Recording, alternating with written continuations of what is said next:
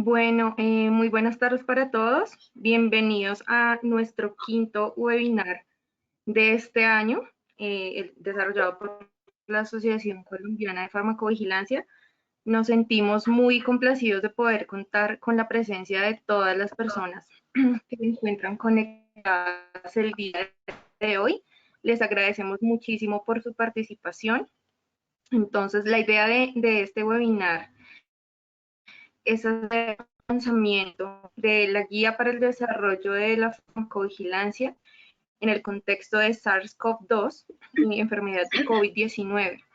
En esta oportunidad vamos a contar con dos conferencistas, la doctora Ángela Caro, quien es química farmacéutica de la Universidad Nacional, especialista en epidemiología, magíster en atención farmacéutica de la Universidad de Granada, España, presidente de la Asociación Colombiana de Farmacovigilancia y miembro de la International Society of Pharmacology, ICE. También contamos con la participación de la doctora Constanza Moreno, quien es química farmacéutica de la Universidad Nacional, máster en atención farmacéutica y especialista en gerencia integral de servicios, 12 años de experiencia en farmacia asistencial y programas de fármaco y tecnovigilancia en hospital, farmacia comunitaria e industria farmacéutica. Actualmente es miembro de la Junta Directiva de la Asociación Colombiana de Farmacovigilancia.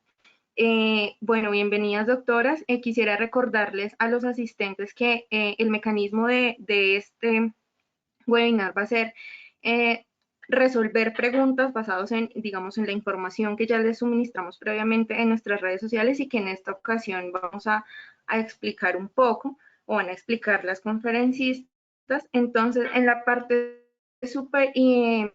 inferior del panel que aparece en sus pantallas, encuentran una parte que dice preguntas. Pueden dar clic allí y allí consignar todas sus preguntas que les resolveremos en el desarrollo del mismo.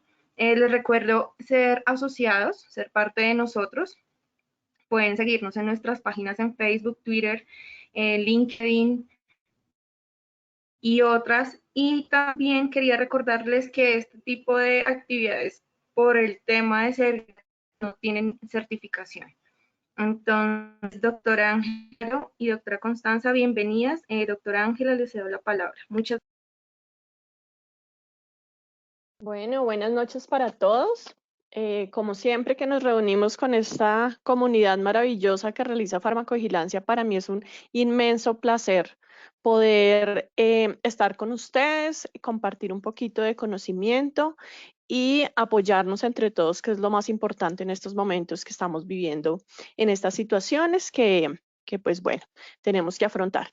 Quiero darle un saludo especial a todas las personas que nos acompañan, particularmente si tenemos personas que están realizando labores en los hospitales, atendiendo pacientes con diagnóstico por COVID-19. Quiero darles mis saludos inicialmente, pero también manifestar mi agradecimiento y mi admiración por todos los profesionales que están junto a los pacientes en este momento. Y en nombre de la Asociación Colombiana de Farmacovigilancia, hacerles un reconocimiento por su labor y pues con un pequeño sesgo hacia todos los que desarrollan farmacovigilancia y hacia todos los farmacéuticos que están apoyando. De verdad que mis respetos y mi admiración profunda. El día de hoy vamos a hablar acerca de la guía que estuvimos informando y estuvimos promoviendo durante la semana pasada. Vamos a contarles un poquito de lo que está escrito allí. Espero que muchos de ustedes ya la hayan leído, ya la hayan visto. Así que vamos a tratar de pasar por algunos temas rápidamente, pero queremos dejar un espacio de preguntas al final muy amplio, más para ver si se ha interpretado de la manera adecuada o si quieren que hagamos algún tipo de interpretación sobre la guía. ¿Vale? Voy a empezar contándoles simplemente algunas cosas muy sencillas sobre la asociación para que todos estemos sintonizados de quiénes somos y qué es lo que estamos haciendo. Y luego la doctora Constanza pues, nos va a hablar un poco más de la guía y yo voy a volver al final para hablarles de farmacovigilancia intensiva. Entonces, lo primero es que quería recordarles ¿Quiénes somos como asociación? Estamos conformados desde el 19 de febrero del 2016. Recordarles que la asociación es una persona jurídica de derecho privado, es decir, nosotros no pertenecemos al gobierno, nosotros somos un grupo de personas que decidió unirse para trabajar por la seguridad de los medicamentos. No tenemos fines de lucro, es decir, que todas las actividades que realizamos, si nosotros recibimos algún tipo de dinero por las actividades, todo se reinvierte para hacer más actividades. Aquí no hay socios, acá no hay repartición de dinero para nadie, somos simplemente una sociedad científica que nos interesa compartir conocimiento. Algunas de nuestras actividades las cobramos para poder sostener las actividades de la misma asociación. Las personas que se unen a la asociación no tienen o no pueden expresar sus intereses particulares en la misma. Acá siempre todos estamos trabajando como voluntarios, no recibimos sueldo de ningún tipo. Nosotros todos acá los que trabajamos nos interesamos es por compartir conocimiento, no recibimos remuneración, a menos que sea una conferencia que se solicite y que se pague. Pero por lo demás, no, todos trabajamos de manera voluntaria. Y, por ejemplo, el trabajo de la guía fue absolutamente de voluntariado, o sea, a nadie se le reconoció nada por hacer este documento, simplemente lo hicimos con todo el amor y con todo el cariño para apoyar a las personas que están afuera brindando sus servicios con nuestros pacientes. Y bueno, también para recordarles que no tenemos ningún tipo de criterio político, religioso, económico, ninguno de ellos. Nosotros simplemente trabajamos por la seguridad de nuestros pacientes. Nuestra misión a lo que nos dedicamos, lo que esperamos lograr estar manteniendo todo el tiempo es ser referentes nacionales e internacionales para todas las partes interesadas en la seguridad del paciente. Esto incluye a los pacientes inicialmente, a sus familiares, a sus cuidadores, a las personas que están en los hospitales, a las personas que trabajan en la industria farmacéutica, al gobierno, a todas las personas que están interesadas en la seguridad del paciente y el uso adecuado de los medicamentos. Y lo que siempre defendemos y siempre defenderemos es nuestra independencia como sociedad científica, que está basada también en la experiencia y el conocimiento que hemos logrado desarrollar en investigación, educación y entrenamiento, y por nuestra contribución al aprendizaje de la farmacovigilancia en el país. Para eso vivimos, eso somos y a eso nos dedicamos. Y esta es nuestra visión que construimos para el año 2016, y es que en el año 2021 la asociación será un referente latinoamericano en el impulso de la seguridad del paciente, el uso seguro de medicamentos y la farmacovigilancia.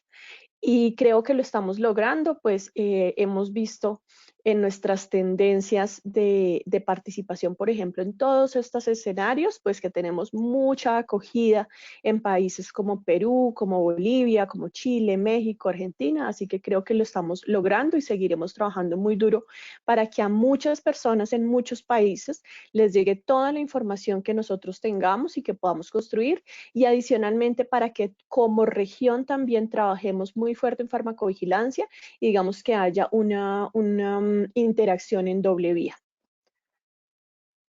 Quería contarles, antes de hablar de la guía puntualmente, quería contarles algunas de las cosas que hemos hecho como Asociación Colombiana de Farmacovigilancia, porque tal vez no todas las personas que están aquí y que llegaron a este webinar pensando en escuchar sobre la guía, tal vez no conozcan otras cosas que ya realizamos y que como asociación consideramos importante que se divulguen. Hemos generado varios comunicados hacia la opinión pública en temas como, por ejemplo, el uso de ibuprofeno, que desarrollamos 2 comunicados, uno para el personal asistencial y otro para la comunidad en general. Adicionalmente, desarrollamos, aparte de comunicados, y hicimos otros acerca de intoxicaciones, y hicimos otro acerca del manejo de detergentes y productos de limpieza y demás. Hemos desarrollado también estas infografías que les estamos mostrando acá. Si alguno de ustedes aún no tiene estas infografías, pueden entrar a nuestra página web. Al final les vamos a entregar todas nuestras redes. Y allí van a encontrar absolutamente todas las piezas que hemos desarrollado.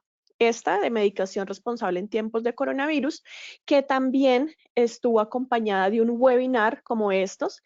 Si alguien no lo vio, les recomiendo que lo vea, porque tiene desde la información básica de lo que era el coronavirus y estuvimos con el doctor Juan Pablo Osorio, presidente de la Asociación de Químicos Farmacéuticos Hospitalarios, y conmigo, charlando acerca de cómo hacer una medicación responsable en este momento.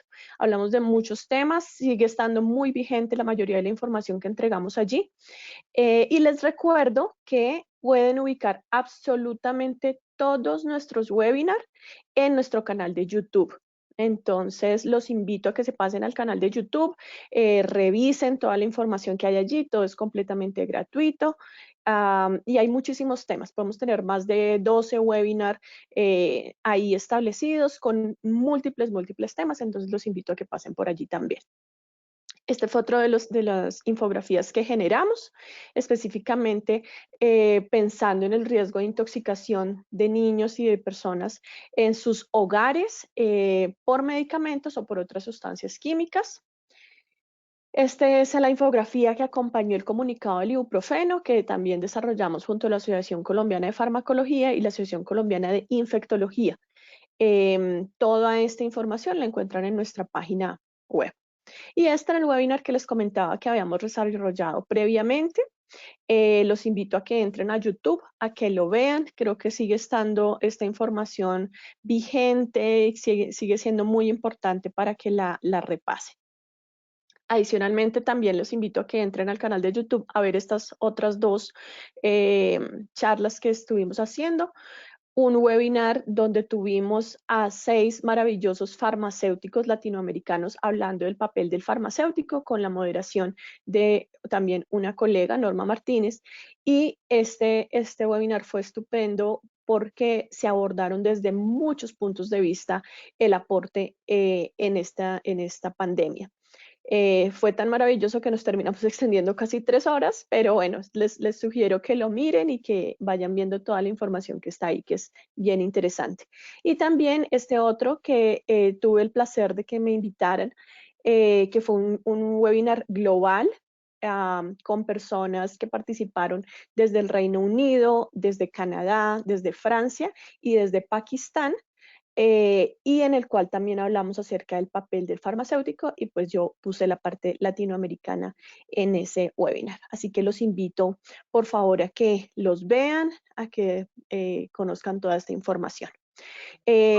Hasta ahí les voy a acompañar por ahora. Quiero darle la palabra a mi gran amiga Constanza Moreno, quien junto conmigo y con otras personas del comité desarrollamos la guía de farmacovigilancia y yo volveré más tarde para hablarles del tema de farmacovigilancia intensiva. Entonces, Connie. Muchas gracias, Angelita. Bueno, voy a compartir mi pantalla. Aleja, si me lo permite.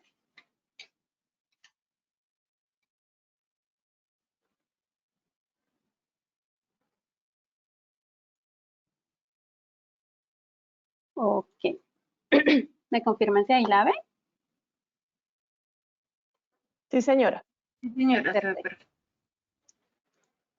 Bueno, muy contenta de estar aquí acompañando pues el lanzamiento de esta guía que, como bien lo mencionó Ángela, pues es el resultado de un trabajo colaborativo de apasionados por la farmacovigilancia. Y pues bueno, ustedes se preguntarán por qué tener esta imagen acá.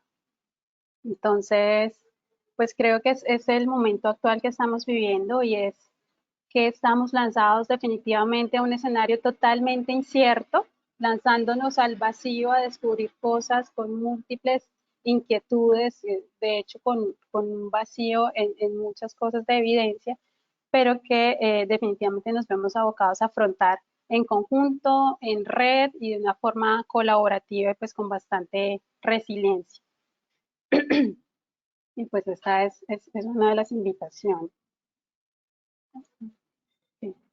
Bueno, entonces la agenda que vamos a trabajar a lo largo de la presentación es primero hacer un poco de contextualización en cuanto al COVID-19 en Colombia y el mundo, la introducción a la respuesta activa ante esta pandemia que hemos presenciado, el objetivo y alcance bien de la guía, algunas consideraciones generales que establecimos en esta guía y posteriormente acompañarlas con estrategias de minimización de riesgos y estrategias de farmacovigilancia intensiva que hemos planteado en esta guía. Entonces, ¿cómo estamos hoy?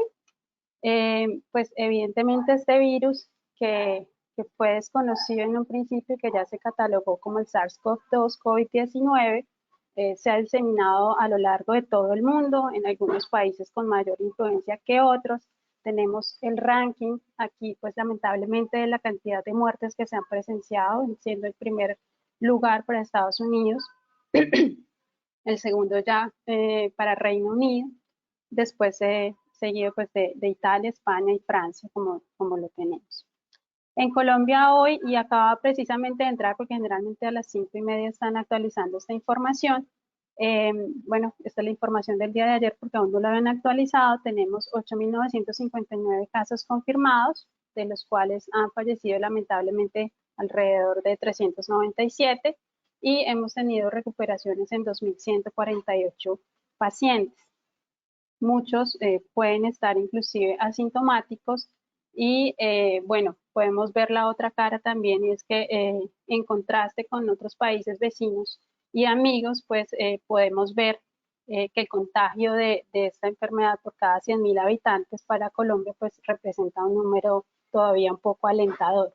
Entonces, pues esto gracias a las medidas que se han llevado a cabo y bueno, a los esfuerzos que se han hecho, que a su vez pues tienen otras implicaciones y que bueno, iremos manejando a lo largo de este proceso. Esta es una gráfica que se mostró hoy precisamente en un webinar del Grupo de Investigación de Economía Regional y Urbana de la Universidad Nacional de Colombia, y pues nos mostraban el lugar que ocupaba Colombia dentro de este marco de la pandemia en la región. No quisiera continuar sin antes agradecerle realmente a todos estos profesionales de la salud que están en primera línea, luchando contra esta nueva situación que tenemos que enfrentar, a los farmacéuticos, a los médicos, a los auxiliares, a todo el personal, incluso de aseo, a todas las personas que están interviniendo y apoyando pues a que salgamos victoriosos de todo esto. Entonces, viendo ya un poco hacia la respuesta activa ante esta pandemia, en primer lugar quisimos hacer un enfoque en la protección del equipo de salud y el monitoreo del mismo, en que tengamos pues una garantía de la provisión de los tratamientos e insumos médicos en el manejo de esta pandemia, proveer servicios de atención farmacéutica y dentro de los cuales pues se encuentra todo lo de farmacovigilancia.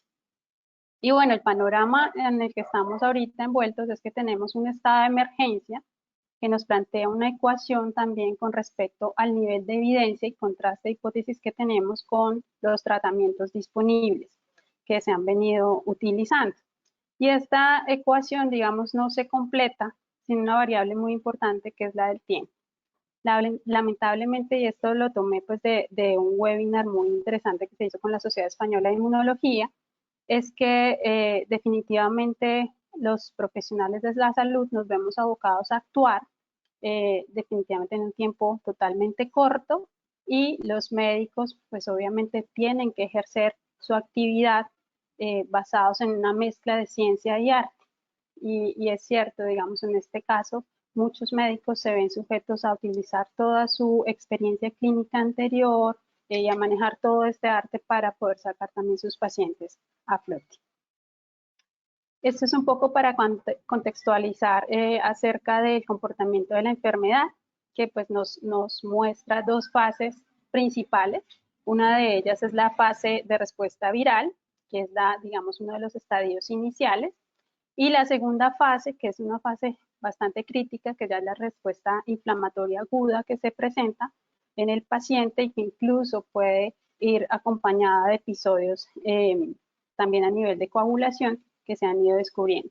Este es un virus que definitivamente pues ha sido, como todos lo sabemos, desconocido y ha repercutido en la manifestación de un sinnúmero de síntomas y de evidencias a nivel clínico con los pacientes, que van desde procesos dermatológicos hasta pasando toda esta respuesta inflamatoria y teniendo pues también procesos a nivel cardiovascular. Entonces, con esta gráfica quiero comentar un poco acerca de las terapias potenciales, en las que hemos visto pues una cantidad de medicamentos que van desde anticuerpos monoclonales hasta estructuras también sencillas como la cloroquina y la hidroxicloroquina que hemos venido escuchando.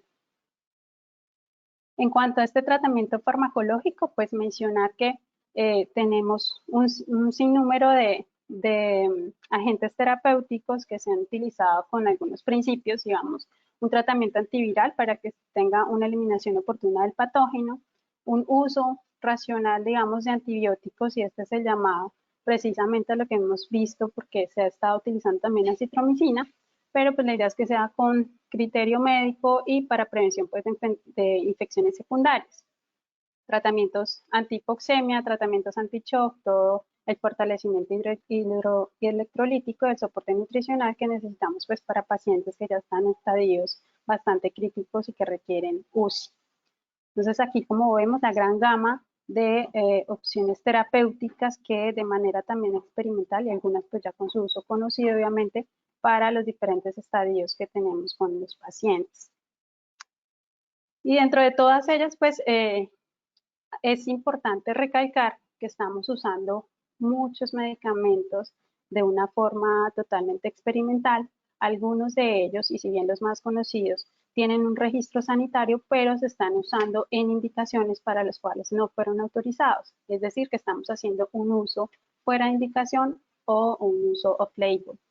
Entonces, estaba leyendo precisamente un artículo muy interesante argentino de la evidencia en tiempos de COVID y hacían mención que el uso off-label se refería a la utilización de algunos medicamentos en una indicación distinta a aquellas para las que fue originalmente registrado y autorizado, en la medida en que precisamente no existen tratamientos alternativos y que la evolución de esta enfermedad pues significa una amenaza y un riesgo bastante importante para la persona que la padece.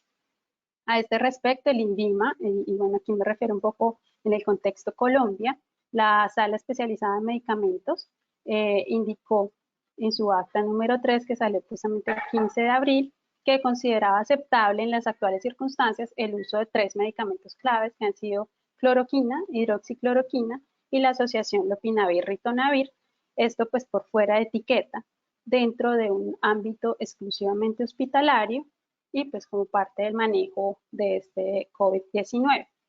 Esto a criterio totalmente pues médico y pues preferiblemente en el contexto de ensayos clínicos. Lo ideal sería que pudiéramos hacer un uso de este tipo de medicamentos en ensayos clínicos controlados, en los que obviamente pues estemos muy pendientes de hacer seguimiento totalmente estricto a la utilización de los mismos. Esta recomendación está, y por eso la puse en rojo, supeditada al surgimiento de nueva información científica, que es lo que ahorita pues hemos estado todos en el mundo tratando de encontrar. Y pues obviamente siempre se hace el llamado de atención y se haga un seguimiento totalmente estricto a los pacientes y a los efectos adversos. Estos eventos adversos deben ser oportunamente identificados y manejados y obviamente pues reportados también al sistema de farmacovigilancia del país, en nuestro caso pues INVIMA.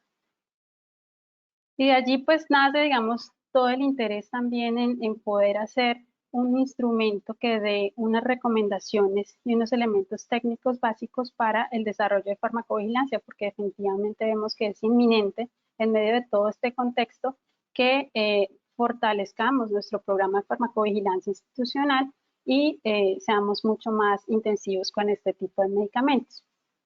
Entonces, el objetivo precisamente de la guía es dar algunos elementos técnicos para el desarrollo de estrategias y actividades de farmacovigilancia en instituciones pues, que atiendan pacientes con la enfermedad de COVID-19. Y el alcance, pues, digamos, lo tenemos para instituciones colombianas, pero obviamente puede servir de referencia para otras instituciones en países de la región y pues teniendo en cuenta el contexto regulatorio que les atañe. Entonces, los tipos de farmacovigilancia a desarrollar, pues tenemos dos, como todos sabemos, la pasiva y la activa. En la pasiva, pues esperamos poder obtener esos reportes espontáneos del personal de la salud y en la activa ya nos vamos a hacer una búsqueda intensiva de esos casos. Ya requieren el diseño y desarrollo de estudios de utilización y seguridad de estos medicamentos para los cuales pues se pretende tener mucha mayor información y poder pues prevenir riesgos que se presentan también con su utilización. Entonces, en esta vigilancia activa, pues existen varios tipos, como la reactiva, que es una búsqueda generada por un suceso desencadenante, la proactiva, monitorización de puntos críticos en los procesos o redes centinelas, y la intensiva, a la cual vamos a hacer mención hacia la parte final de la presentación, pues que puede llevar a estudios epidemiológicos tanto descriptivos como analíticos.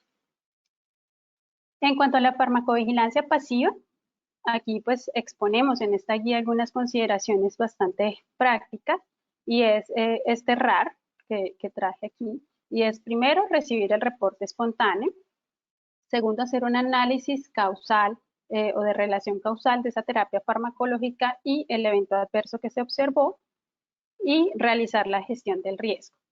Esto no sin antes mencionar que se deben mantener todas las actividades de farmacovigilancia que ya se tienen en la institución, fortalecer ese programa de farmacovigilancia y haciendo pues una priorización en este caso para todos los medicamentos involucrados en el COVID-19 y los pacientes que están sujetos a este tratamiento. Así como también tener muy presente hacer la notificación de los reportes a la autoridad sanitaria pertinente, en nuestro caso en Colombia, al INVIMA. ¿Qué debe tener este reporte? Entonces, la información del paciente en cuanto a edad y sexo, las condiciones de salud del paciente, porque el paciente puede llegar a tener diferentes diagnósticos, igualmente puede ser una población especial, tenemos en este caso ancianos que son, pues, digamos, una población que está sujeta muchas veces a diferentes enfermedades, población especial como niños, mujeres en estado de embarazo, etc. Indicar si la infección está confirmada mediante pruebas o basada en síntomas clínicos. Es importante, digamos, en este contexto de COVID en el que estamos haciendo farmacovigilancia, hacer la descripción detallada del evento adverso que se observó, información del medicamento sospechoso, el nombre comercial, el principio activo, la concentración, la presentación, el número de lote, la dosis y duración del tratamiento con este medicamento, y asimismo pues la información de otros medicamentos que se hayan utilizado de manera concomitante con los medicamentos sujetos al reporte. Entonces aquí se deben incluir todos los medicamentos, inclusive si el paciente los estaba tomando por cuenta propia, automedicándose o autoprescribiéndose, medicamentos fitoterapéuticos o pacientes, digamos, que estén con anticonceptivos, etc. La idea es tener la mayor información para poder precisamente hacer ese análisis y tomar luego las medidas. Y otro segundo factor que incluimos aquí es la selección adecuada de la bibliografía. Y es que en este momento, digamos, el contexto es tal cual lo tenemos en la imagen, y es que estamos en un caos y prácticamente a veces el profesional se siente, o la persona en general se siente en la cuerda floja, porque hay tanta información que realmente estamos no solamente enfrentando una pandemia, sino una infodemia, así fue catalogada por la Organización Mundial de la Salud.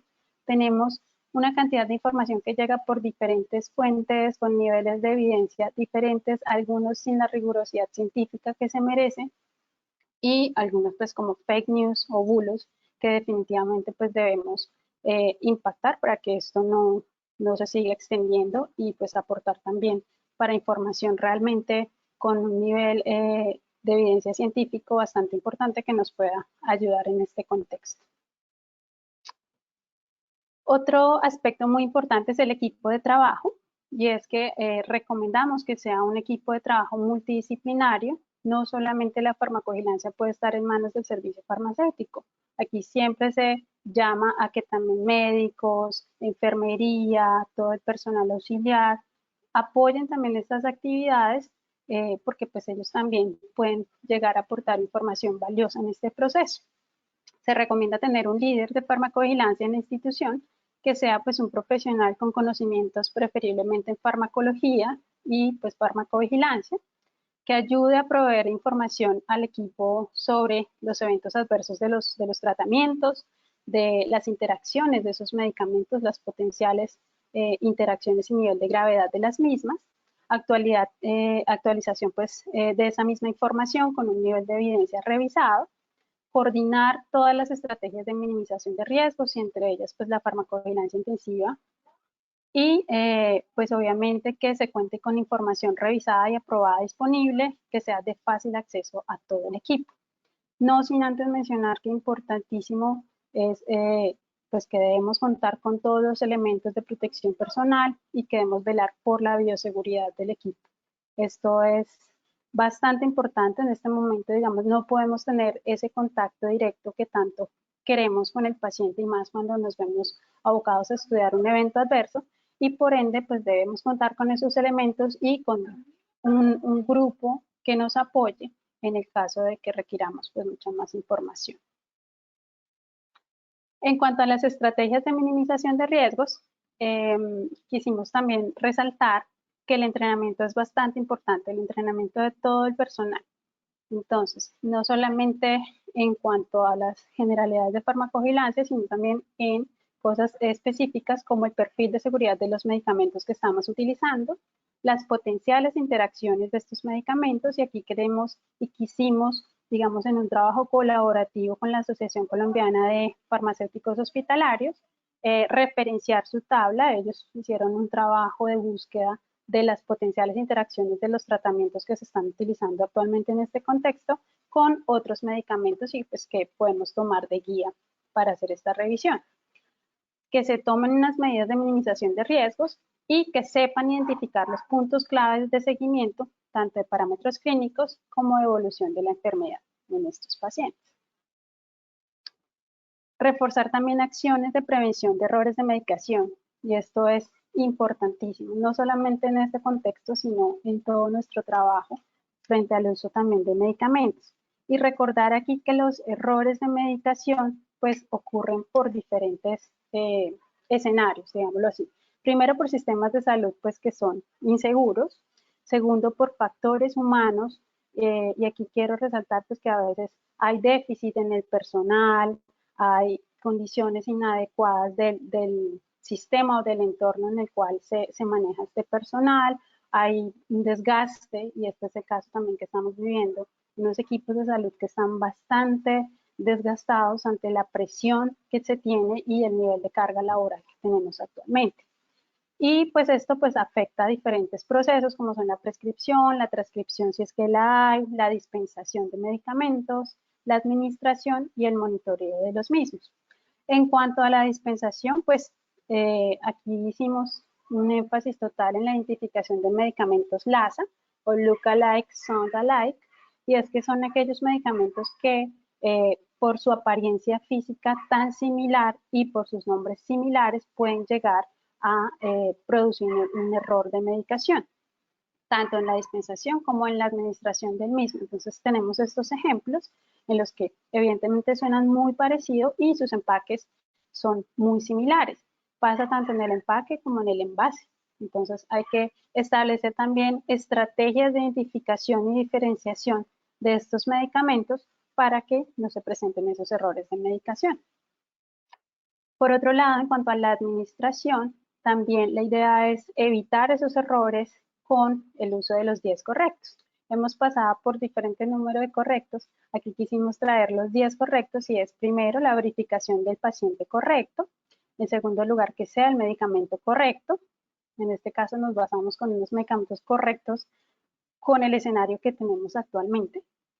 En la dosis correcta, según la evidencia existente, y lo quisimos resaltar así porque es definitivamente un escenario en el que nos movemos con lo poco de evidencia que tenemos, con una vía correcta, que se tenga un intervalo de dosificación y un tiempo de tratamiento correcto. Esto es clave, por ejemplo, en medicamentos como la cloroquina, en donde también dependiendo del tiempo de exposición, el paciente puede llegar a presentar eventos cardiotóxicos. La conciliación de medicamentos, que vamos a nombrar más adelante, la identificación de alergias de ese paciente, una preparación adecuada de los medicamentos, teniendo en cuenta también su fecha de vencimiento, condiciones adecuadas también de preparación, registro adecuado en la historia clínica y, por último, pero no menos importante, la educación a los pacientes en temas de medicamentos. Esto es vital, sobre todo también cuando se va a dar regreso a este tipo de pacientes. Entonces, estas estrategias de minimización de riesgos que se plantean a lo largo de la guía consisten en realizar conciliación de medicamentos, no solo al ingreso, sino también al egreso del paciente de la institución, de que se logren identificar pues todos los medicamentos que él está consumiendo, como bien lo mencioné antes, no solo porque estén prescritos, sino también porque él lo está tomando por su parte, y que también cuando el paciente cambie de un piso a otro, pues se haga esta conciliación. Identificar medicamentos con mecanismos de acción similar va a ser clave también para poder prevenir muchos eventos que puedan verse asociados o potenciados con los medicamentos actuales en el tratamiento del COVID. Brindar un soporte ambulatorio a los pacientes, como lo mencionaba en la educación a pacientes, pues aquí es vital. Hay equipos pues soñados, digamos, en hospitales de China nos contaban de equipos farmacéuticos que brindan teleasistencia a esos pacientes, entonces tienen, digamos, como call center de farmacéuticos para hacer seguimiento a los pacientes, darles orientación, eso sería lo ideal, pero hacemos lo que mayor podamos hacer con lo que tenemos, entonces, pues bueno, hacer un buen soporte ambulatorio, por lo menos antes de que salga haciendo esfuerzos en educación con el paciente para que él tenga una idea de los medicamentos que está tomando, que va a tomar en adelante en uso ambulatorio y que sepa identificar algunos signos de alarma para los cuales pues debe nuevamente contactar con el personal de salud o hacer un reporte de un evento adverso.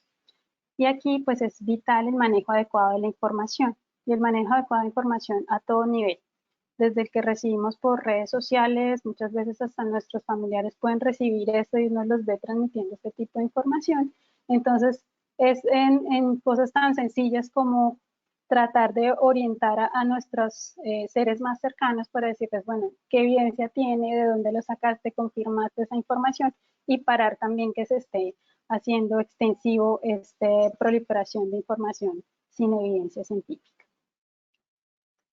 Puse eso aquí, digamos, para tener en cuenta que actualmente se están corriendo estudios clínicos a nivel intrahospitalario, precisamente por el uso experimental de este tipo de medicamentos, en los que definitivamente debemos tener una participación muy activa y sobre todo en términos de farmacovigilancia y de poder detectar esos eventos adversos que se puedan presentar para tener un mejor perfil de seguridad con esos medicamentos. El monitoreo frecuente de información, así como de su nivel de evidencia, y construir perfiles de seguridad de medicamentos que nos permitan también llegar a construir unas fichas muy sencillas de medicamentos para todo el personal de salud, para los que están en contacto con este proceso de medicamentos. Entonces aquí quise traer a manera de ejemplo la cloroquina, en donde pues se especifica que está aprobada para el tratamiento contra la malaria, bastante conocida, digamos, en esta aplicación, inhibe la actividad y se descubrió que pues inhibe la actividad del COVID-19 in vitro y pues que tiene cierta acción inmunomoduladora frente a la reducción de citoquinas inflamatorias. ¿Qué experiencia se ha tenido? Pues obviamente que se deben hacer los ajustes de acuerdo a función renal del paciente, que se debe hacer cálculos de esas dosis teniendo en cuenta pues las condiciones del paciente, se debe tener especial atención en seguridad por exposición a largo término y poder también indicar las reacciones adversas que se pueden llegar a presentar. Sería más o menos a manera de ejemplo como las fichas que pretendemos llegar a tener. Y ahora pues queremos mostrarles también las estrategias de farmacovigilancia intensiva que propusimos a manera de recomendación. Entonces los dejo con Ángela.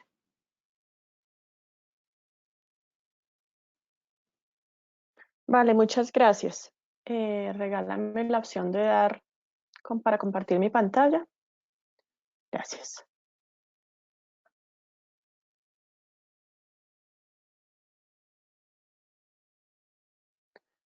Bueno, entonces,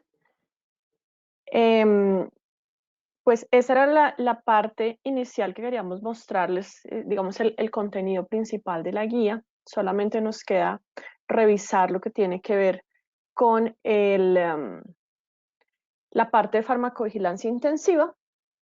Y ahí queremos ser muy claros que lo ideal es que no estemos duplicando esfuerzos. Si algunas de las instituciones están desarrollando ya los estudios clínicos intrahospitalarios, como les estaba comentando Constanza, lo ideal es que nosotros nos sumemos, apoyemos desde las labores de farmacovigilancia, pero obviamente que esos estudios tienen unos lineamientos muy bien definidos de cómo monitorizar a los pacientes, exactamente qué evento seguir, cómo seguirlos, cuáles son los indicadores por laboratorios clínicos, etc.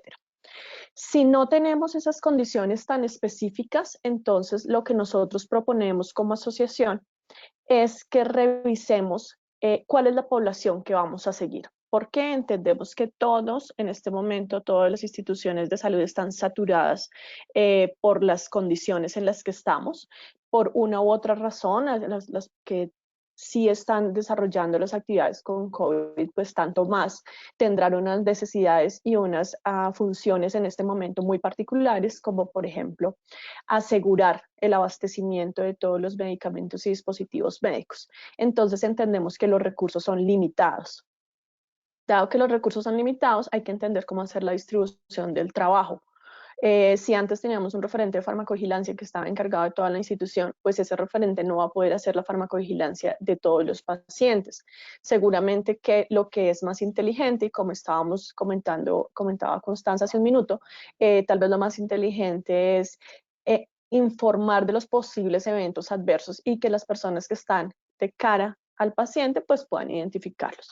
Entonces, lo que estamos sugiriendo es que desarrollemos estas estrategias de farmacovigilancia intensiva en estas 4 fases principalmente. Es primero definir la población a la que vamos a seguir, luego caracterizar la población conforme a los tratamientos que se están recibiendo, definir los parámetros a monitorear y pues finalmente definir si vamos a hacer un monitoreo exhaustivo, un monitoreo no exhaustivo y cómo hacerlo. Entonces voy a empezar a explicarles cada una de estas actividades que estamos proponiendo.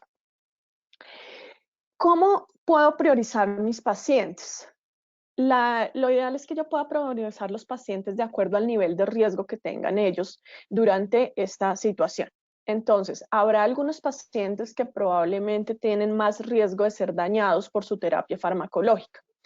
Una de las principales poblaciones que yo debería seguir son aquellos pacientes que están en la unidad de cuidado intensivo y que por tanto sus variables y sus condiciones de salud pues son mucho más vulnerables y que probablemente tengan un mayor riesgo de daño porque deben estar con terapias mucho más intensivas y con otros medicamentos como por ejemplo medicamentos para sedación y otros. Entonces esta es una población que nosotros recomendaríamos hacer farmacovigilancia intensiva. También los pacientes polimedicados, puede que no estén en la unidad de cuidado intensivo, pero pacientes que estén hospitalizados y que sean polimedicados van a tener un mayor riesgo de interacciones y como todos hemos escuchado y sabemos, muchos de estos pacientes que tienen condiciones crónicas han sido pacientes o serán pacientes, perdón, que tengan mayor riesgo de muerte por la enfermedad. Entonces es otra población de alto riesgo. Y por último, las poblaciones vulnerables. Si bien los niños al parecer no han tenido desenlaces tan fatales con el tema del coronavirus, sí es clave entender que sus terapias deben ser muy bien monitorizadas porque no se sabe qué es lo que está sucediendo y como lo ha reiterado Constanza en varias ocasiones, el uso de estos productos es off-label, no se sabe ni siquiera cuáles son las... cómo es la farmacodinámica y la farmacocinética del medicamento en estos pacientitos, así que es muy importante que también se monitoricen. Los ancianos están también en el marco seguramente de los polimedicados y desafortunadamente seguramente también en el marco de la UCI. Así que es una población de altísimo riesgo que deberíamos poder hacerle un seguimiento exhaustivo. Bueno, entonces después de que yo determino cuántos recursos tengo, cuántas personas van a poder estar haciendo esta farmacovigilancia intensiva y logro determinar también cuáles son mis pacientes de mayor riesgo, pues entonces debo priorizar y debo determinar entonces qué voy a hacer con estos pacientes, cómo los voy a seguir. Una sugerencia que hacemos es caracterizar los pacientes según los tratamientos formulados. Es decir, si tenemos grupos de pacientes que estamos tratando con lopinavir, ritonavir, tenerlos muy bien caracterizados. Si estamos tratando otros con hidroxicloroquina, otros con cloroquina, pues tenerlos separaditos para poder hacer unas comparaciones también entre ellos. Ahí nuestra sugerencia principal es que se revisen los consensos y las guías que están establecidas. Nosotros como Asociación Colombiana de Farmacovigilancia avalamos el consenso que desarrolló la Asociación Colombiana de Infectología, que obviamente para el momento en que fue desarrollada, pues se construyó con la evidencia suficiente que había en ese momento, pero que obviamente debemos estar monitorizando y revisando si está variando la información y cuáles son los nuevos tratamientos o las terapias que se muestran como más beneficiosas y más seguras para nuestros pacientes. Estábamos hablando acerca de los off-label. En algunas instituciones se ha establecido que cuando yo voy a hacer un tratamiento fuera de indicación o fuera de etiqueta, se debe hacer la firma del consentimiento informado por parte del paciente o su familiar en caso de que el paciente no pueda firmar. Esa es una práctica que es muy apropiada en temas legales y de todas maneras es muy importante poder decirle al paciente y que el paciente nos entienda cuál es la información que hay hasta el momento, cuál es la incertidumbre que también hay en el momento en temas de efectividad y de seguridad y que el paciente también sea partícipe de la decisión de qué medicamento va a utilizar.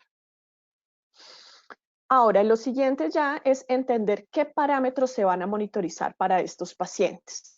Debemos tener en mente aquellos eventos adversos que son serios y que pueden poner en riesgo la vida del paciente. Creo que Constanza no lo ha nombrado, pero uno de los trabajos más importantes que se hizo para esta guía y que lo desarrolló Constanza con el apoyo de algunos compañeros fue esta consolidación de los diferentes medicamentos con sus perfiles de eventos adversos y el nivel de evidencia, que es un anexo de la guía, es el anexo 2 de nuestra guía. Entonces, esa información de cuáles son los eventos adversos serios que yo voy a seguir, la debo tener clarísima para cada una de las terapias. El otro tema son aquellos eventos que si bien no son necesariamente serios, pueden ser frecuentes. Entonces, en este momento, si tenemos la posibilidad de monitorizar todos los otros eventos adversos y que sean frecuentes, no necesariamente serios, es importante hacerlo. Si tengo la capacidad de hacerlo, es importante hacerlo. ¿Por qué? Porque toda la información que se genere en este momento es valiosa. Todo lo que nosotros podamos captar como farmacovigilantes es importante para poder tomar decisiones a posteriori. Incluso dentro de las mismas instituciones, entender cuál es el perfil de seguridad que está teniendo mi medicamento en mis pacientes con mis condiciones. Entonces, sí, la sugerencia es que los captemos.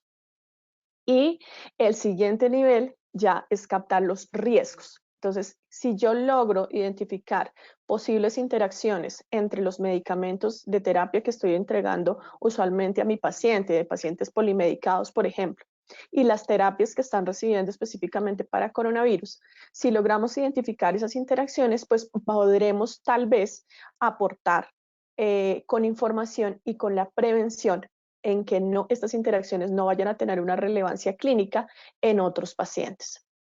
Lo mismo con el ajuste de dosis. También, como lo hemos dicho, la información que tenemos es mínima. Para los que usualmente leen ensayos clínicos, entenderán que esta es una forma de analizar los medicamentos un poco precipitada, ¿no? O sea, en la investigación de fármacos, ustedes saben que siempre tenemos unas fases preclínicas, clínicas, un estudio fase 1, fase 2, fase 3, y aquí prácticamente nos fuimos directamente al fase 4 a hacer experimentación prácticamente en el consumo real del medicamento. Entonces, no se sabe nada, no tenemos las dosis apropiadas para este tipo de pacientes. Toda la información que tenemos es lo que ha venido sucediendo y lo que se ha venido recolectando y cómo se ha venido recolectando. Así que toda información de ajuste de dosis particularmente pues va a ser muy valiosa y casi que se está manejando en la casuística de cada uno de los pacientes. Otra de las recomendaciones importantes es que no descuidemos los otros medicamentos que el paciente está recibiendo. Si bien estamos centrados en la terapia particular que se le está dando al paciente para el COVID, es importante entender que los pacientes no están únicamente con esa terapia, claro. Los pacientes están con un soporte hidroelectrolítico, con una sedación, manejando otras sintomatologías. Entonces, hay que verificar la totalidad del tratamiento. Esa totalidad del tratamiento también podemos priorizar frente a algunos medicamentos y frente a algunos riesgos, pero lo ideal es poder identificar todo el tratamiento, principalmente para el tema de interacciones. Y en caso de que, por ejemplo, pacientes estamos viendo que tienen problemas, fallas renales o hepáticas, y las fallas renales están siendo muy fuertes, algunos pacientes que terminan en diálisis, es muy importante poder estar ajustando las dosis de todos los medicamentos a medida que el paciente va teniendo ese deterioro renal. Ligado a esto, también monitorizar aquellos laboratorios clínicos que sean relevantes para el paciente en particular por su condición y por su tratamiento. Obviamente, digamos que lo que más nos interesará en este momento es poder identificar muy rápidamente un evento adverso que el paciente esté experimentando. Entonces, ¿cuál es la ventaja de la farmacovigilancia intensiva?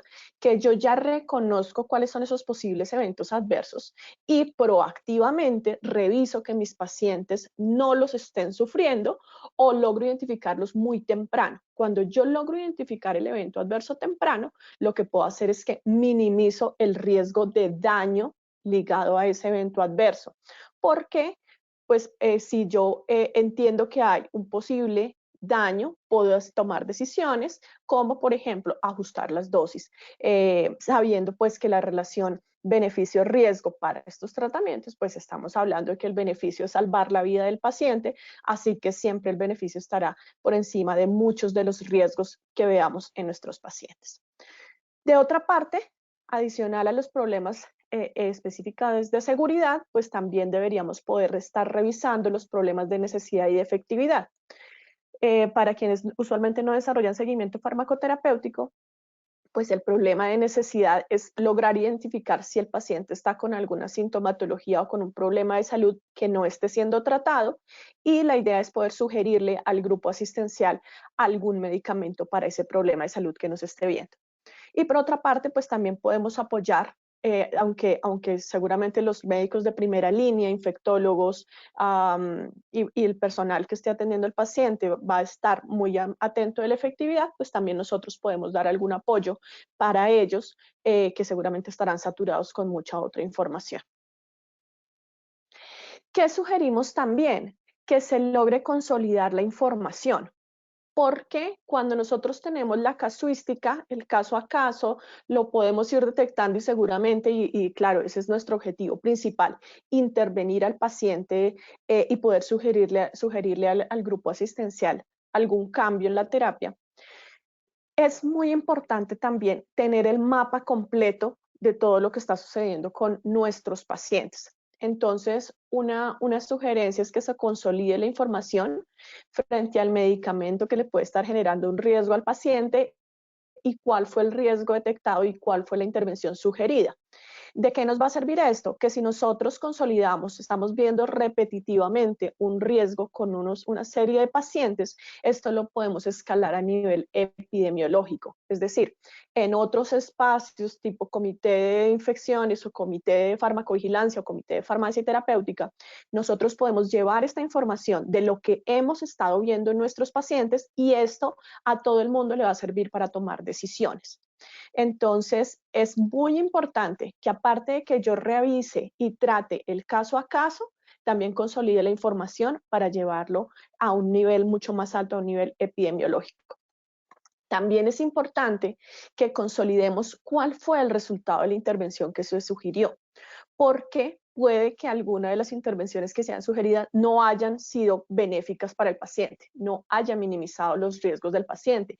Y eso también es importante saberlo, porque dijera Ford, no esperes resultados diferentes haciendo siempre lo mismo.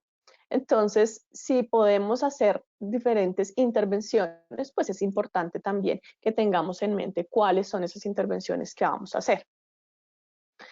Dentro de esta revisión, digamos, esta es la revisión puntual para un paciente, para el grupo de pacientes que yo esté analizando, pero queremos darles unas recomendaciones adicionales y unas recomendaciones generales.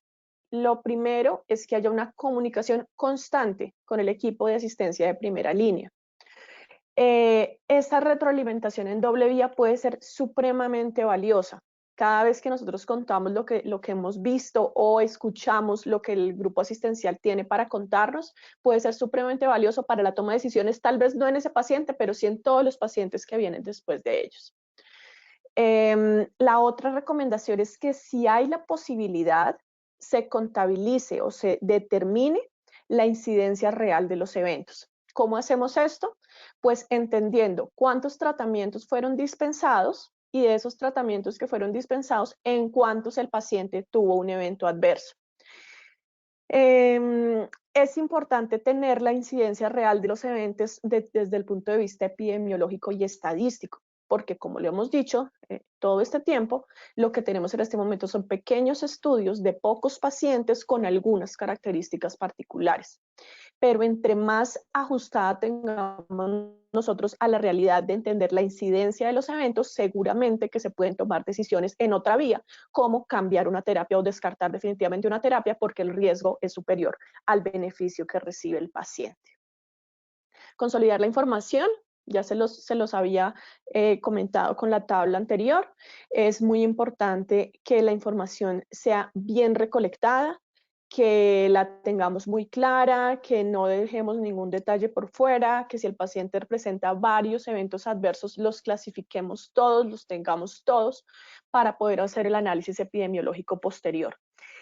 A veces nos quedamos como en el detalle de atender a un solo paciente y perdemos el mapa general, y en este momento ese mapa general es supremamente importante. Así que esos análisis epidemiológicos a los cuales podemos llevarlos, como les decía, a otras instancias como el Comité de Infecciones, por ejemplo, les va a ser de muchísima, muchísima utilidad lo que nosotros les entreguemos. Y obviamente no podemos descuidar algo muy importante, que es la notificación hasta nuestra agencia regulatoria, en el caso de Colombia, para el INVIMA y las secretarías de salud.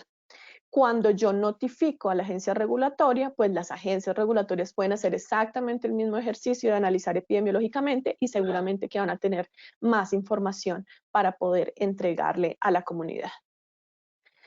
Bueno, para terminar el tema de pacientes ambulatorios, los pacientes que están siendo atendidos de manera ambulatoria, bueno, incluso no hablamos de los pacientes que simplemente están hospitalizados. Si tengo el recurso para hacerle un seguimiento intensivo, exhaustivo, pues lo ideal es poder hacerlo. Si no tenemos los recursos, lo mínimo que debemos verificar en ellos es los riesgos de eventos adversos serios que puedan sufrir. Y apoyarnos, como les hemos dicho todo el tiempo, del grupo asistencial. Estar en constante retroalimentación con el grupo asistencial para poder tener sus impresiones de lo que nosotros estamos viendo y viceversa. Y para pacientes ambulatorios, les decía, una de las cosas más importantes es reforzar la educación, porque si bien muchos pacientes están en su casa, también tienen que aprender a gestionar su terapia, para que no vayan a tener ninguna complicación y no vayan a terminar siendo hospitalizados aquellos que digamos que por sus condiciones no lo requerirían. Debemos enseñarles de todo lo que usualmente hablamos de educación a pacientes, cuál es el medicamento que están utilizando, el medicamento para qué lo están utilizando, cuál es la mejor manera de utilizarlo en términos de la dosificación, por ejemplo, en temas de la autoadministración y en términos de interacciones medicamentosas. Esto con respecto, digamos, a la terapia como tal, como, bueno, darle los lineamientos de si está utilizando otros medicamentos, recordarles la importancia de notificar cualquier problema relacionado con la terapia, ver, por ejemplo, si está tomando tratamientos con productos fitoterapéuticos. Toda esta información es supremamente relevante, que el paciente antes de salir de la consulta se la lleve. Pero una de las cosas más importantes es explicarles los signos de alarma y cómo actuar ante un signo de alarma. Esta información es muy valiosa y hace que los pacientes finalmente pues acudan a los servicios de salud cuando realmente lo requieren. Si tenemos la opción de entregarles un número de contacto, pues sería mucho mejor, porque como decía Constanza hace un momento, lo ideal es poder tener un call center que esté monitorizando a los pacientes. Si no tenemos esa opción y la mayoría de nosotros no la tenemos, pues lo ideal es que sí por lo menos le demos un teléfono de contacto para que el paciente, cuando detecte cualquier signo de alarma, pues pueda avisarnos y se puedan tomar decisiones. Acá están los dos anexos que tiene nuestra guía. El anexo número 1 fue construido muy juiciosamente, revisando qué fuentes de información pudieran ser valiosas en este momento para todos ustedes y todas las personas que están tomando decisiones sobre la terapia de los pacientes. Son fuentes validadas, fuentes oficiales. Algunas de las otras son fuentes, digamos que las fuentes gratuitas específicas son específicamente de estas instituciones validadas.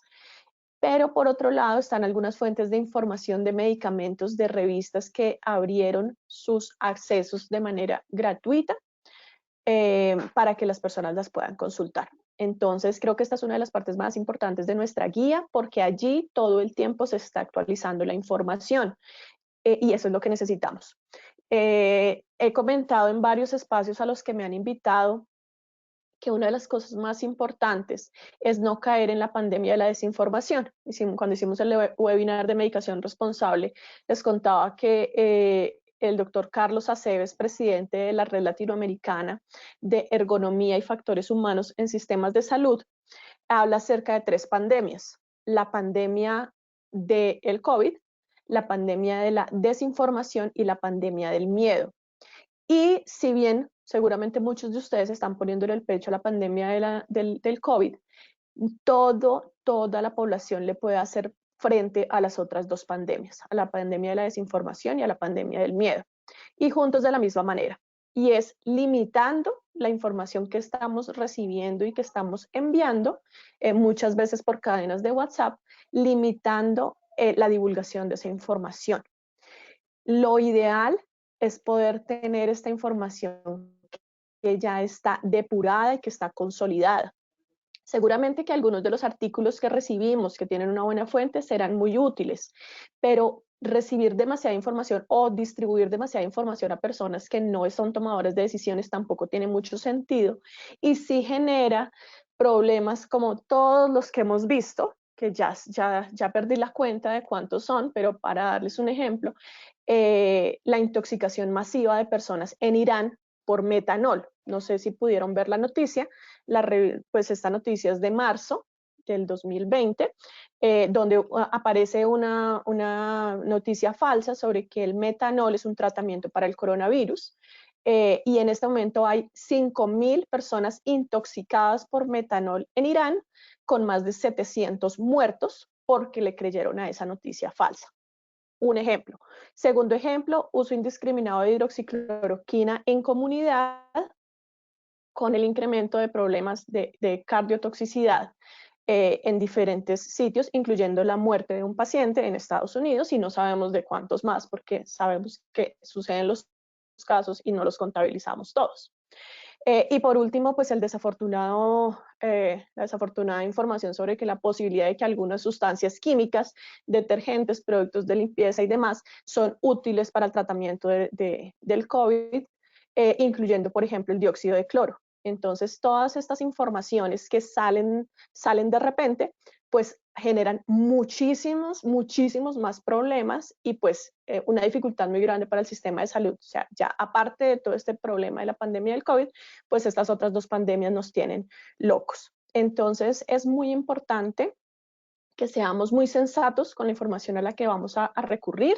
Les dejamos fuente de información muy interesante que por favor les pedimos que validen y revisen muy bien, pero sí también un llamado a que seamos sensatos y que no distribuyamos información de la que no tenemos certeza. Y el segundo anexo, que yo creería que es de lo más importante que tiene la guía, ya lo nombré hace un rato, y es cada uno de los tratamientos con el nivel de evidencia y su caracterización. Entonces, les sugiero que lo revisen muy bien. Se hizo un esfuerzo de muchas personas, mucho tiempo revisando la información para que ustedes la puedan tener. Obviamente se va a desactualizar. Cada vez que aparezca un artículo adicional se va a desactualizar, pero tiene un consolidado bien importante que seguramente les va a servir. Adicionalmente, hemos estado trabajando con nuestra asociación hermana, la Asociación de Químicos Farmacéuticos Hospitalarios, la Asociación Colombiana de Químicos Farmacéuticos Hospitalarios, y ellos han generado unas fichas acerca de los medicamentos que también les sugerimos revisar, y información acerca de interacciones medicamentosas en los tratamientos. También están en la página web de la Asociación de Químicos Farmacéuticos Hospitalarios, consiguen esa información. Bueno, acá hay parte de la bibliografía de lo que trabajamos. Quiero finalmente, no puedo dejar pasar este momento para hacer un agradecimiento muy importante a las personas que elaboraron y que participaron en la guía, pues especialmente a Constanza, que estuvo ahí poniéndole el alma y el corazón a la guía desde el principio. También a Juan Pablo Manosalva, que fue una persona que hizo la revisión, a Rosana Angélica Ramírez, a Ana Hasley Medina, a Alejandra Bello, a Patricia Zuluaga y a Camilo Castellanos, que también estuvieron aportando a la guía. Y quiero también hacer un agradecimiento muy, muy especial a los expertos que después de que nosotros teníamos diseñada la guía, la revisaron y pusieron aportes maravillosos. A Claudia Vaca, del Centro de Pensamiento de Medicamentos, Información y Poder, a Juan Pablo Osorio, de la Asociación Colombiana de Químicos Farmacéuticos Hospitalarios, a Elaine Capucho, del Departamento de Farmacia de la Universidad de Brasilia, en Brasil, a mi estimadísima Liliana Vargas, de la Asociación Mexicana de Farmacovigilancia, que también es una sociedad hermana con la que trabajamos muy fuerte, tenemos convenios, a Albert Figueras, del Instituto Catalán de Farmacología, y al doctor queridísimo de parte de toda la Asociación Colombiana de Farmacovigilancia, mi doctor Mariano Madurga, que es pues miembro de la asociación completamente de corazón, es parte indispensable de nuestro trabajo y lo queremos muchísimo. Entonces a todos ellos quiero darles también este agradecimiento, porque sin ellos esta guía no sería lo que es. Les dejamos acá nuestras redes sociales para que nos sigan. Estamos todo el tiempo publicando información, nos encuentran por cualquiera de esas redes sociales. Y adicionalmente invitarlos a que entren a nuestra página web, que es www.asofarmacovigilancia.org. Es muy sencillo, www.asofarmacovigilancia.org. Quienes aún no tengan la guía, pues la encuentran en todos estos canales, en todas nuestras redes sociales y en la página web la van a encontrar. Eso era lo que les queríamos contar el día de hoy. Queremos abrir el espacio de las preguntas. Si alguien tiene preguntas, no sé, de pronto, Ale, si tenemos preguntas en el panel, o si no, pues que nos cuenten también a través del micrófono. Estamos abiertos para contestarles. Muchas gracias. Bueno, pues por ahora estaban preguntando que dónde pueden encontrar la guía. Entonces les contamos que pueden encontrar la guía en cualquiera de nuestras redes sociales, como pueden ver en la pantalla. Ingresan a Facebook o a LinkedIn y allí nosotros cargamos la guía. Ahí la pueden encontrar. Hay solamente una pregunta, ya es de Carmina Alfaro. Ella pregunta, según su análisis, ¿qué realizar y el estudio de qué medicamento es eficaz para el COVID-19 según edades? Pues ese es el gran debate, ¿no? Ese es el gran debate, y es qué es efectivo y qué es seguro. Nos podemos ir a la literatura y podemos encontrar las diferentes variables que ya Constanza les contó, principalmente hidroxicloroquina, cloroquina, en algunas guías asociados citromicina, en otras no, lopinavir, ritonavir. Pero desafortunadamente no podemos decir que ningún medicamento es efectivo en este momento. No hay la información suficiente para decirlo. Los pacientes siguen falleciendo sin que se pueda tener un tratamiento efectivo. No sé, Connie, tú qué quieras contestar al respecto. Y digamos que para aportar un poco a este gran enigma que creo que es el que todos nos planteamos hoy en día, es, pues evidentemente no hay un único tratamiento que haya sido configurado como el más efectivo y el más seguro en estos casos. Hemos visto que algunos pacientes se comportan muy bien frente a la utilización de ciertos medicamentos, pero asimismo hay otros que definitivamente no lo hacen igualmente. Entonces hemos entrado en paradojas incluso con ciertos grupos terapéuticos como son los corticosteroides que se han utilizado en la segunda etapa inflamatoria exacerbada, en los que muchos estamos en contradicción porque muchos animan a su uso y otros definitivamente no lo recomiendan. Esto depende muchísimo del paciente, depende muchísimo pues de las condiciones de uso del medicamento y evidentemente estamos también frente a un virus que también con su capacidad de mutar puede cambiar y no es el mismo que se está atacando en cierto lugar y en otra parte del mundo. Entonces la evidencia frente a esto también nos pone a revisar muchas cosas y pues definitivamente no es posible a hoy tener ya un tratamiento estandarizado para este tipo de patología.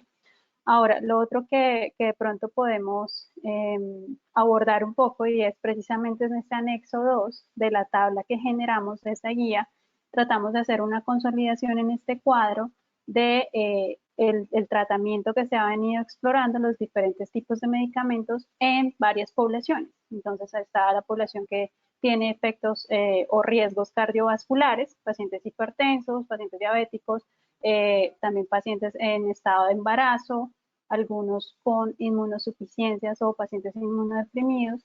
Entonces, esto lo hicimos con el soporte del consenso que sacó la Asociación Colombiana de Infectología. Entonces, ellos ahí establecen un nivel de evidencia, ¿sí? En si es fuerte, débil, cómo es, en estas diferentes poblaciones y quisimos sacarlo pues con los medicamentos y juntarlo a la información de reacciones adversas y de potenciales eventos pues, que podemos llegar a tener con estos medicamentos y con la asociación de estos medicamentos. Y pues en el resto, digamos, seguimos esperando.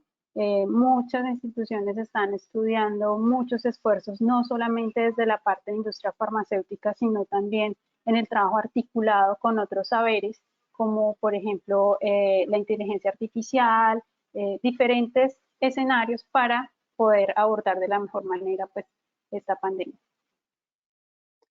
Y Connie, ahí es muy importante para la persona que nos pregunta. Justamente por eso es que toma especial relevancia la farmacovigilancia en este contexto y la farmacovigilancia que cada cual pueda hacer en su institución, porque sabemos que el virus está mutando. Entonces necesitamos poder caracterizar en mi población cómo se está comportando cada medicamento y qué eventos adversos estoy teniendo. Por eso hemos hecho mucho énfasis en revisar al interior de cada institución o de cada población pequeña, podríamos decir como población Bogotá, por ejemplo, revisar cuál es el comportamiento que están teniendo los pacientes con los diferentes tratamientos. Exacto. Listo, muchas gracias. Hay otra pregunta. Entonces, ¿tienen alguna experiencia con el uso de ivermectina en fase temprana de sintomatología para tratamiento ambulatorio?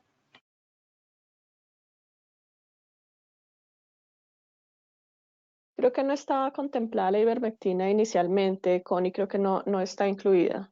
Tú me corriges. Sí, no está incluida allí. Pues de hecho, digamos que la Asociación Colombiana de Infectología se basa en los tratamientos que se han estandarizado un poco a nivel mundial y de los cuales tratan ellos de sacar alguna evidencia, pero evidentemente pues no pueden nombrar todos los que han surgido en pequeña o mediana evidencia también que se haya contrastado. Casos como estos, como bueno, un sinnúmero inclusive de anticuerpos monoclonales que se ha visto que han sido efectivos para cierto tipo de influenza o de cierto tipo de lucha contra diferentes coronavirus, pero que no son específicamente COVID-19 o en MERS, en casos muy específicos de epidemias que se han dado en ciertas poblaciones localizadas a nivel mundial. Entonces, digamos, no está contemplado esto, así como no está contemplado el uso de algunas sustancias químicas, de las cuales pues, nos mencionaba Angelita previamente.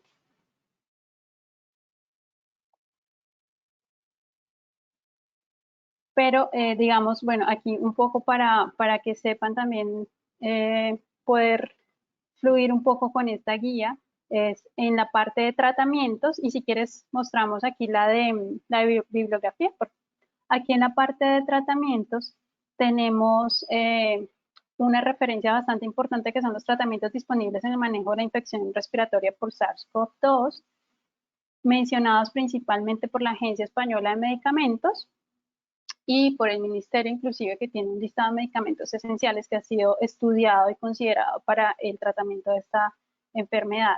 Entonces allí podemos ver igualmente esa información que, como lo mencionamos, está actualizándose semanalmente, diariamente. O sea, lo que decimos hoy puede que no sea lo mismo mañana, porque descubrimos que a través de estudios rigurosos, ensayos clínicos muy controlados, se definió que definitivamente hidroxicloroquina no era la opción, no era el gol estándar en este tratamiento.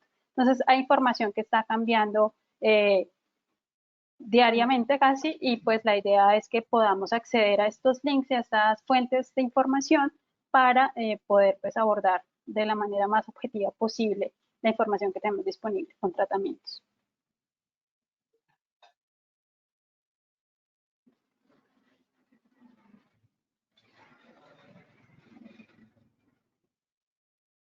Tenemos más preguntas, Ale. No sé de pronto también si las personas quisieran hacer algún tipo de comentario, alguna retroalimentación.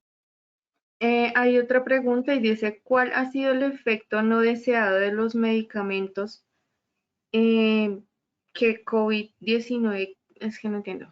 ¿Cuál ha sido el efecto no deseado de los medicamentos que más se ha presentado? Bueno, aquí creo que tenemos varios ejemplos.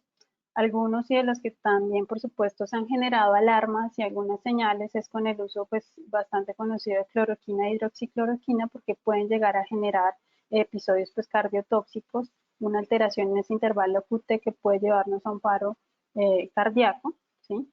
Entonces, bastante conocido. En algunos pues han logrado manejar con dosis, con tiempos de exposición.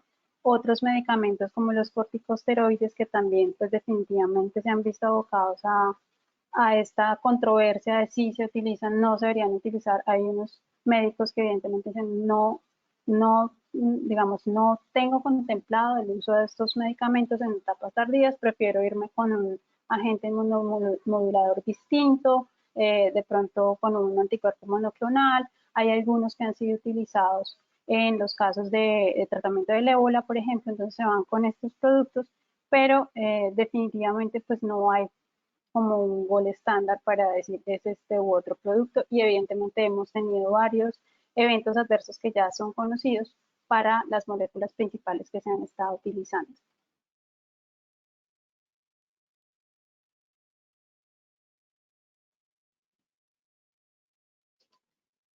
Información al respecto también de eventos adversos que se hayan generado se pueden encontrar en las principales agencias regulatorias, y definimos también sus páginas allí mismo en la guía. Entonces se pueden consultar allí para precisamente tener una ficha de perfil de seguridad de medicamentos mucho más enriquecida a nivel institucional y que podamos retroalimentar al equipo de salud. Creo que esto es fundamental, poder manejar toda esta información en los diferentes comités y evidentemente en el comité de emergencia que se tenga ya por protocolo en la institución, porque allí convergen pues muchas profesiones, infectólogos, médicos intensivistas, de una gran variedad de expertos para poder definir con cuál opción terapéutica se van en la institución y con cuál no. Ahora, tenemos la evidencia de un lado, pero también tenemos otra variable bastante importante, que es la existencia. Entonces puede que tengamos una evidencia y que el siroliximab es lo máximo, o nos vamos con otro anticuerpo monoclonal, pero si no lo podemos importar y no lo tenemos disponible en el país, pues no vamos a poder hacer tampoco nada. Entonces jugamos con esos dos mundos, ¿no? Y esos dos contextos, que haya evidencia, pero que haya existencia también y que haya acceso a ese medicamento. No sé si esto responda un poco. Bueno, nada, primero que todo agradecerles a nuestros conferencistas por su tiempo y por el espacio que nos brindan a todos para la explicación y la presentación de esta guía. Y segundo, agradecerle a todos nuestros asistentes. A este momento tenemos 162 asistentes. Muchas gracias a todos por estar conectados con nosotros, por seguirnos. Les dejamos la información de nuestras redes sociales y recordarles que allí pueden encontrar la guía para quienes quisieran leerla completa. Y nada, esperamos que todos estén muy bien en sus casas, con sus familias, que todos estén muy bien de salud. Muchas gracias de nuevo y esperamos tengan una buena noche. Muchas Muchas gracias. gracias.